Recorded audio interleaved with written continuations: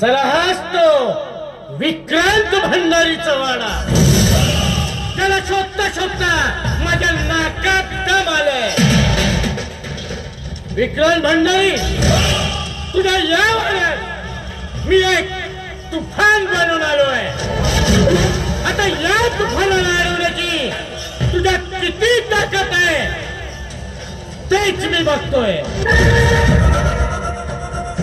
तुझ्या या वाड्यात येण्याची फक्त माझी एक चाहूल आहे. मी परत येईन. आता तर तुला न भेटताच चाललोय. मी परत येईन, तेही तुझा प्रतिशोध घ्यायला. कारण साला आपला उसूल आपला उसूल आपल्याशी वाकडं म्हणजे डायरेक्ट नदीवर लाकडं.